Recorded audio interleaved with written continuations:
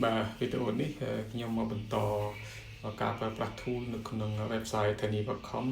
មកកាន់ image tool ហើយខ្ញុំយក remove object photo កន្លែងនេះគឺអនុញ្ញាតឲ្យយើងលុបរូបភាពខ្លះៗនៅក្នុងរូបថតរបស់យើងដែលយើងមិនត្រូវការមិនស្រឡាញ់កាលណាយើងថតបានស្អាតហើយស្រាប់តែមានរូបភាពរំខានខាងក្រោយផ្សេងៗធ្វើឲ្យបាត់បង់នៅសម្រស់នៅរូបរបស់យើងដែលយើងខំថតបានស្អាតបាទដូច្នេះយើងមើលយើងចង់រូបមនុស្សក៏បានមនុស្សអ្នកនៅក្បែរយើងក៏បានហើយចង់រូបសម្ភារៈអ្វីដែលយើងមើលថាវាធ្វើឲ្យរូបភាពយើងវាយើងដែលយើងមិនត្រូវការណាយើងធ្វើ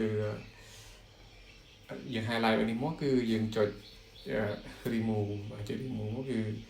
វាបាត់រូបនេះគឺសល់តែរូបយើងបន្ទាប់មកយើងចូលទៅធ្វើការ download អញ្ចឹងការ download នេះគឺអាចបានប្រើទិញអីទេគឺយើង download មកធម្មតានៅពេលដែល download ចប់យើងចូលទៅកាន់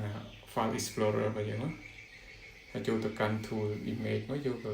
tool picture មកកន្លែង download បាទសូមអរគុណកុំភ្លេចជួយ follow page ផងបាទ